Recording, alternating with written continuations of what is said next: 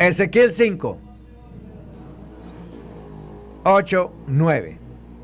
Así pues, ha dicho Jehová el Señor: he aquí que yo estoy contra ti, sí, yo, y haré juicios en medio de ti ante los ojos de las naciones, y haré en ti lo que nunca hice, ni jamás haré cosa semejante, a causa de todas tus abominaciones.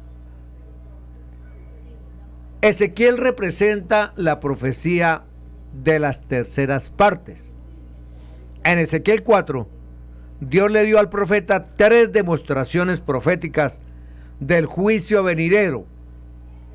Ahora, en Ezequiel 5, comienza con una cuarta demostración profética, usando un cuchillo agudo como navaja de barbero para pasar sobre la cabeza y la barba de Ezequiel. Se necesita poca imaginación para ver a Ezequiel en acción, ¿cierto?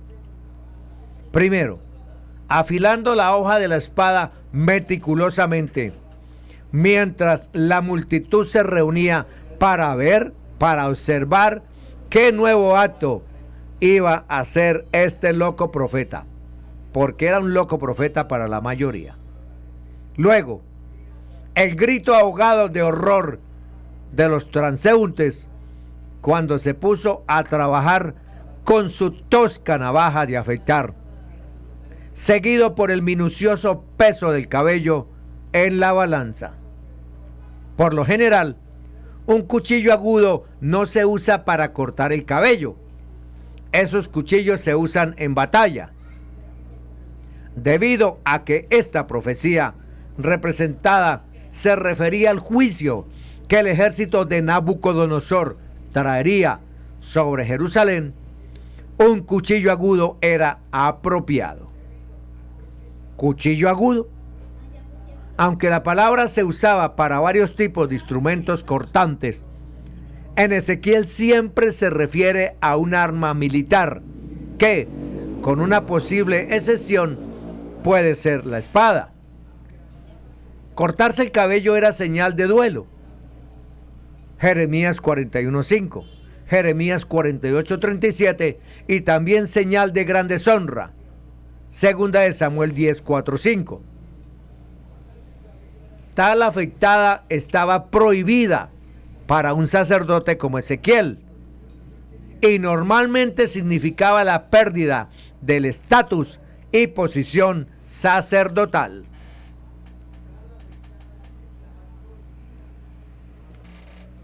El cabello del sacerdote era una marca de su consagración al servicio de Dios.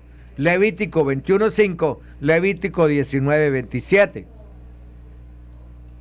Toma después una balanza de pesar y divide los cabellos. Dios quería que Ezequiel dividiera el cabello en 3 partes, usando una balanza para dividirlo con precisión. ¿Qué balanzas tan avanzadísimas para pesar cabello? Las balanzas mostraban que el juicio era discriminatorio. La justicia de Dios es exacta. Jeremías 15:2. Esto muestra que los juicios de Dios son justos, aún detalladamente al peso de un cabello. Usando los mechones de cabello divididos, Dios le dijo a Ezequiel que representara otra profecía. Los cabellos pesados en balanza serían enjuiciados en 3 modos. Este mensaje contradecía poderosamente las falsas promesas de liberación pronunciadas por los falsos profetas. Una tercera parte fue quemada en medio de la ciudad de Jerusalén. Una tercera parte fue cortada con cuchillo agudo. Una tercera parte fue esparcida por el viento. Luego de hacer esa representación gráfica de juicio, se le ordenó que tomara también de allí unos pocos cabellos en número y los atara en la falda de su manto. Ezequiel también debía atar algunos cabellos al borde de su manto y quemar unos cuantos más en el fuego.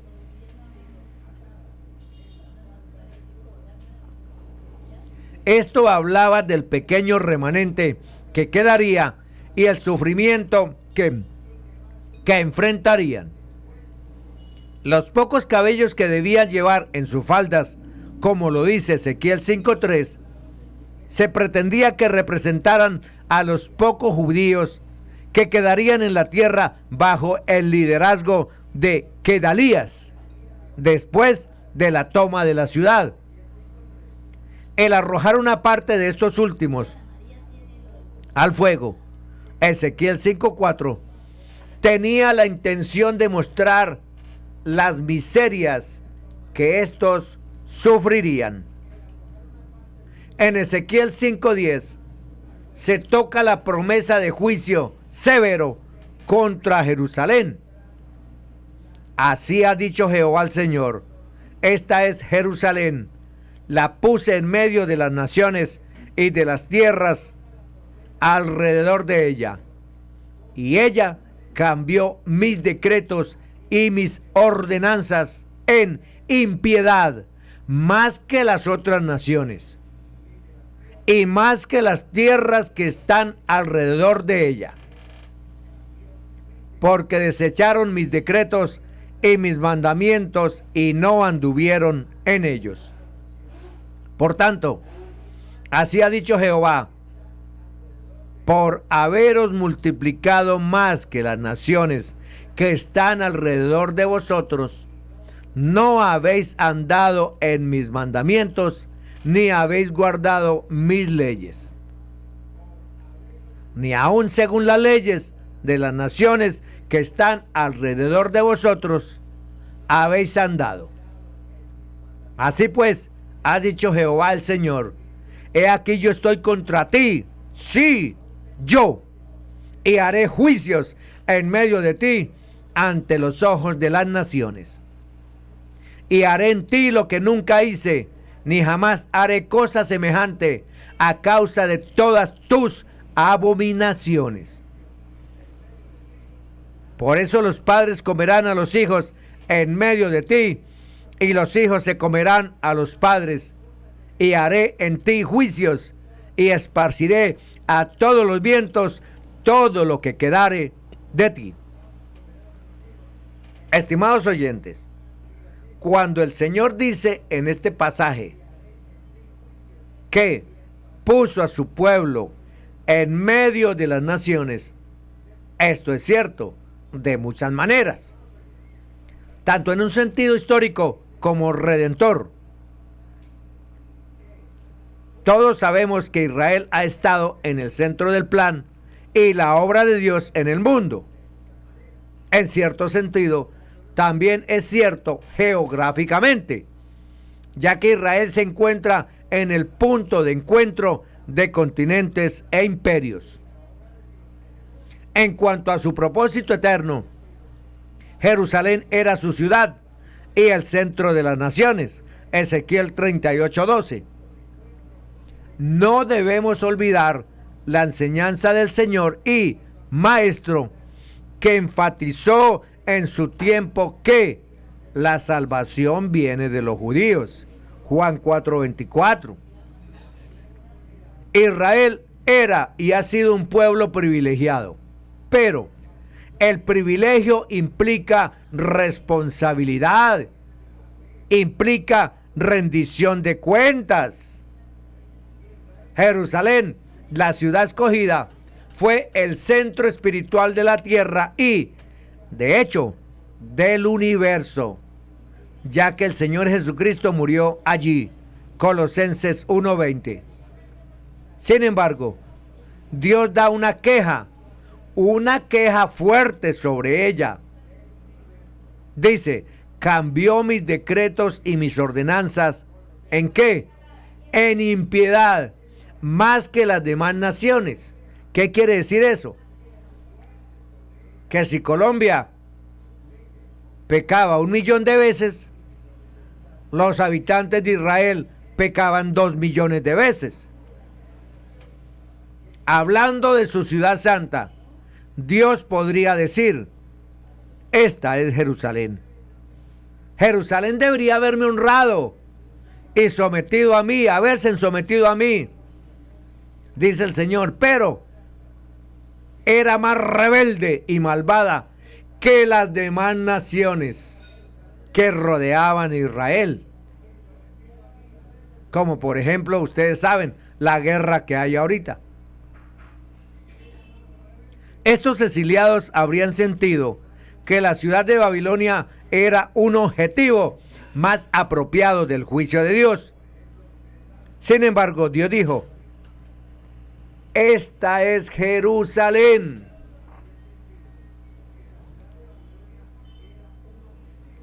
Dado el claro conocimiento que poseía Jerusalén de la voluntad divina y la naturaleza excepcionalmente justa de sus ordenanzas, la caracterización de Ezequiel de su pueblo como más malvado, más pecador que las naciones, está justificada. En lugar de ser un testigo fiel para las naciones paganas que la rodeaban, Israel los superó en pecado.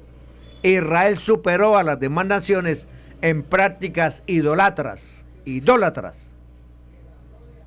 Algunos estudiosos de las Escrituras han negado que el pueblo de Dios fuera en realidad peor que los paganos que los rodeaban, pero el cálculo de sus dioses, ídolos, monumentos, sacerdotes, sacerdotisas del culto homosexual pagano, superaba, ¿cómo les parece? Si las demás naciones, como les dije, pecaban 1.000.000 de veces al año o al mes, Israel superaba a todos esos pecados. Hacían cultos idólatras a Baal, a Astarot, a la reina del cielo. Sacrificaban y sacrifican niños a Satanás. Eso hacía y hace el pueblo de Israel. Israel no podía contar con el privilegio de la relación antigua con Dios como salvaguardia contra la reprobación, pues si no cumplían con las responsabilidades de esa relación, Dios los dejaría y aborrecería también. Esa es la vileza cometida que hizo Israel, y fue por la cual que los juicios de Dios la alcanzaron y la echaron por tierra. Ustedes recuerdan los 6 millones de judíos muertos en la Segunda Guerra Mundial. Todo eso es parte de los juicios de Dios. Y la sentencia ya había sido dada. He aquí yo estoy contra ti, sí, yo, y haré juicios en medio de ti.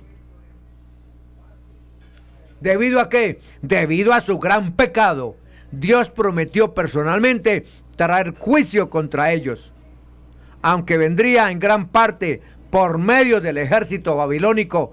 Era el juicio de Dios sobre ellos. Es fuerte esa declaración contra el pueblo rebelde. He aquí yo estoy contra ti. Qué terrible declaración. Que el creador del universo, el supremo y soberano Dios, nos diga: yo estoy en contra tuya. Pueblo rebelde, pueblo pecador, Colombia. Esa frase puede haber constituido originalmente el grito por el cual una persona desafiaba a otra en un combate cuerpo a cuerpo. Y ese era el combate de Dios contra su pueblo. Nunca antes Dios había traído un juicio tan severo sobre su pueblo como lo hizo en la caída y conquista de Jerusalén bajo los babilonios.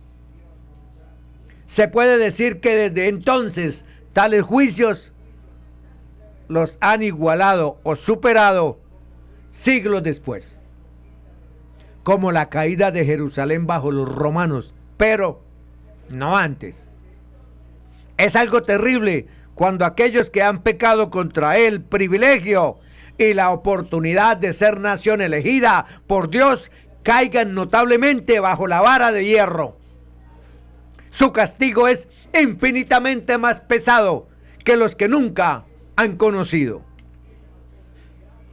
Aunque el mundo antiguo pereció por agua y el juicio fue mayor en su extensión, y Sodoma fue destruida por el fuego, sin embargo, ni uno ni otro fue una muerte tan prolongada. Estos pobres judíos llevaban mucho tiempo muriendo cruelmente por su desobediencia, rebelión, terquedad, y se sentían morir sin esperanza en el exilio. Israel, sufriendo por sus pecados bajo la justa ira de Dios, sería una lección objetiva para las naciones que les rodeaban. Los paganos se asombrarían. ¿Por qué? Porque no habían visto a una deidad nacional tratar así a un pueblo que profesaba su adoración. Si esta es la clase de Dios que Israel tiene, seguimos mejor con nuestros dioses, decían las naciones paganas. Deuteronomio 29, 24, 26. Dirán pues todas las gentes: ¿por qué hizo Jehová esto a esta tierra? ¿Qué ira es esta de tan grande furor? Y responderán: por cuanto dejaron el pacto de Jehová, el Dios de sus padres, que él concertó con ellos cuando los sacó de la tierra de Egipto, y fueron y sirvieron a dioses ajenos e inclináronse a ellos, dioses que no conocían y que ninguna cosa les habían dado. Los mismos pueblos daban la respuesta al castigo recibido. Dios prometió hacer una obra de juicio terrible, una obra de juicio única. Los que quedaran en Jerusalén serían reducidos a los sufrimientos más terribles. ¿Como cuál? Como el canibalismo. Y los que sobrevivieran, Dios los dispersaría a las naciones como los vientos. Aunque no tenemos este hecho tan particularmente difundido en la historia, porque una nación reducida a comerse sus propios hijos no es una lección fácil de aceptar. No podemos dudar de ello, considerando las extremidades a las que fueron reducidos durante el asedio militar. A lo mismo se refiere Jeremías en Lamentaciones 4:10. Incluso las mujeres que se destacaban por su amabilidad y humanidad, óigame bien, hirvieron, cocinaron a sus propios hijos y se los comieron durante el asedio en Jerusalén. Se volvieron caníbales, tragándose a sus propios hijos. Levíticos 26, 29 y Deuteronomio 28, 53, 57. Escritos 2500 años antes del asedio a Jerusalén por los babilonios, advirtieron a Israel de juicios tan terribles si rechazaban persistentemente y se rebelaban contra el pacto de Dios establecido con ellos. Dios ejecutaría los juicios pronunciados en el pacto mosaico sobre Jerusalén a la vista de las naciones contrarias, a la vista de las naciones enemigas. La aplicación de la profecía de las terceras partes. Ezequiel 5:12, Ezequiel 5:11-12 trata el juicio sobre Jerusalén por tercios. Por tanto vino yo, por tanto vivo yo, dice Jehová el Señor. Ciertamente por haber profanado mi santuario con todas tus abominaciones, te quebrantaré yo también. Mi ojo no perdonará, ni tampoco tendré yo misericordia. Una tercera parte de ti morirá de pestilencia y será consumida de hambre en medio de ti. Y una tercera parte caerá espada alrededor de ti, y una tercera parte esparciré a todos los vientos, y tras ellos desenvainaré espada. Por tanto, vivo yo. Era una declaración apropiada, contrastando al Dios viviente con los ídolos de las naciones vecinas. Otra declaración era: ciertamente por haber profanado mi santuario con todas tus abominaciones. Lo que Dios decía era que los pecados de Israel contra él eran peores que los de las otras naciones vecinas. Ezequiel 5:6. Ellos, las naciones vecinas, no tenían al Dios verdadero. Su culto, su palabra escrita, ni su templo. Aún así, sus pecados eran peores, como si no hubieran tenido conocimiento. He aquí un ejemplo significativo de esto. Las naciones vecinas, los paganos, como en este momento Irak o Irán, no tienen ni tenían un santuario dedicado al Dios vivo en medio de ellos. Sin embargo, cuando Israel lo tuvo, lo profanaron con cosas y prácticas detestables, prácticas abominables. Ellos profanaron el santuario de Dios. Entonces, por su iniquidad, los quebrantaría. Prometió hacerlo en la proporción de tercios sugerida por la demostración profética de Ezequiel con el cabello cortado a espada. Ezequiel 5:2. Una tercera parte morirá de pestilencia y será consumida de hambre. Una tercera parte caerá espada por todos lados. Una tercera parte será dispersada a todos los rincones de los vientos y la espada irá detrás de ellos. El cumplimiento del furor de Dios. Ezequiel 5:13-14. Y se cumplirá mi furor y saciaré en ellos mi enojo y tomaré satisfacción y sabrán que yo Jehová he hablado en mi celo cuando cumpla en ellos mi enojo. Y te convertiré en soledad y en oprobio entre las naciones que están alrededor de ti, a los ojos de todo transeúnte. La idea del pasaje bíblico es que el furor de Dios se había acumulado durante mucho tiempo contra su pueblo malvado y rebelde. Cuando fuera el momento adecuado, en un futuro cercano, se cumpliría y saciaría sobre ellos. Sobre todo, este pasaje altamente ilustrativo que atribuye sentimientos al presentar la ira y los celos de Dios. Verso 13, capítulo 5. Los celos enfurecen al hombre, escribió el sabio, y no perdonará cuando sea el día de la venganza. Proverbios 6:34.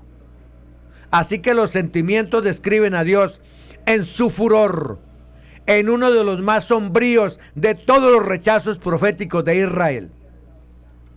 La palabra hebrea, hina, sugiere ardor, sentimiento apasionado. La raíz significa ponerse morado el rostro y, por lo tanto, cubre tanto el significado de celo natural como los celos enceguecidos, así como el resentimiento y la indignación por un insulto hecho para deshonrar. Un señor llamado Adam Clark, escribiendo alrededor del año 1800, hizo un comentario interesante sobre la frase "y saciaré en ellos mi enojo". Mi desagrado y las evidencias del mismo no serán transitorios, serán permanentes sobre ustedes y entre ustedes. ¿Y no es esto terriblemente cierto hasta el día de hoy? Esa fue una observación precisa del pueblo judío de su tiempo. Sin embargo, no se puede negar el notable trabajo de restauración que ha llevado al pueblo judío a la prosperidad y prominencia desde el año 1948, siglo XX. Cuando sucediera que Dios hablaría, sería un testimonio para Israel como una vindicación de los repetidos anuncios y advertencias del juicio. Daría testimonio a las naciones vecinas como demostración de la justicia de Dios cuando el Señor afirma: "Te convertiré en soledad y en oprobio entre las naciones". La gran destrucción del juicio de Dios. Ezequiel 5, 15, 17. Y serás oprobio y escarnio y escarmiento y espanto a las naciones que están alrededor de ti, cuando yo haga en ti juicios con furor e indignación y en represiones de ira. Yo Jehová he hablado. Cuando arroje yo sobre ellos las perniciosas saetas del hambre, que serán para destrucción, las cuales enviaré para destruiros, entonces aumentaré el hambre sobre vosotros y quebrantaré entre vosotros el sustento del pan. Enviaré, pues, sobre vosotros hambre y bestias feroces que te destruyan, y pestilencia y sangre pasarán por en medio de ti, y enviaré sobre ti espada. Yo Jehová he hablado. Dios cumpliría su propósito de enseñar a las naciones a través de Israel. Si hubieran obedecido el pacto, Él les habría enseñado a través de las bendiciones dadas, como en los días de Salomón. Para los quebrantadores del pacto, Dios enseñaría a las naciones a través de su juicio sobre su mismo pueblo. Se cernirían sobre ellos perniciosas saetas. El hambre y la pestilencia se representan como flechas envenenadas, infligiendo la muerte donde quiera que hieren. En otras palabras, no para advertirte como las flechas de Jonatán lo hicieron con David, no, sino para herirte en el corazón y ponerte montones de muertos sobre montones de ruinas. Enviaré, pues, sobre vosotros hambre y bestias feroces que te destruyan, pestilencia y sangre. El juicio vendría como se prometió, y vendría de muchas maneras diferentes. El rey de Babilonia, el cual, como bestia voraz e insaciable, desgarraba y devoraba todo, o literalmente leones, osos, etcétera, etcétera, que son uno de sus 4 juicios dolorosos. Ezequiel 14, 21. En el 593, Ezequiel pronunció esta palabra de juicio. En el 586 se confirmó su cumplimiento y estado profético. Pasarían 7 años desde su declaración. La advertencia de Ezequiel al pueblo fue desatendida. La destrucción de Jerusalén y el sufrimiento soportado por el pueblo deberían ser para nosotros una advertencia de la realidad del juicio divino. Estimado oyente, no vacile, no juegue con su salvación. Pero estamos muy alejados del tiempo de aquellos terribles acontecimientos, y muy pocas personas hoy conocen verdaderamente la palabra de Dios. el mayor pecado entre los cristianos es la ignorancia de la palabra de Dios. El pueblo no quiere leer. El ser humano no quiere escudriñar la escritura. Dios comunicó esta advertencia al pueblo de Jerusalén, pero sus palabras tienen también un mensaje para nosotros. 2024, día 16 de octubre, como lo tiene toda la Biblia. Estimado oyente, cuando el juicio de Dios comience, será demasiado tarde para que usted tome una decisión. Porque por ello le decimos que hoy, cuando usted escuche su voz, le dice como escribió Pablo en 2 Corintios 6:2. Ahora es el tiempo aceptable, ahora es el día de salvación. Se habla hoy de una generación que cuestiona el cinismo religioso, es decir, que hablan cantidad de sermones, pero no se vive la vida cristiana como debe ser. Alardean de evangelistas y son meramente motivadores y hacen recaer el énfasis de los mensajes dados en los púlpitos y en las redes de internet, en la sola intencionalidad de actos externos como gritería. Gritan en los púlpitos, en los templos, dan grandes saltos, danzan y apego a eventos tras eventos en el grupo al cual pertenecen. Pero aquellos que realmente realizan un acto de consecuencias que conducen a la consagración y fruto espiritual de alcance eterno, es decir, un acto, una obra que afecte la existencia más allá de esta vida terrenal con sus dificultades y problemas, son aquellos que no han aplazado su decisión de recordar al pueblo que sin santidad ni paz se podrá ver al Señor, sino que ya han aceptado y han hecho aceptar la salvación de Dios conforme está establecida en su palabra escrita.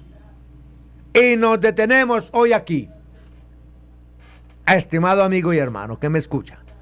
En nuestro próximo programa continuaremos el recorrido de la Biblia en el capítulo 6 del libro de Ezequiel, cuya lectura le sugerimos para que esté mejor informado sobre su contenido. Bendiciones para todos, en el nombre que es sobre todo nombre, Jesús de Nazaret.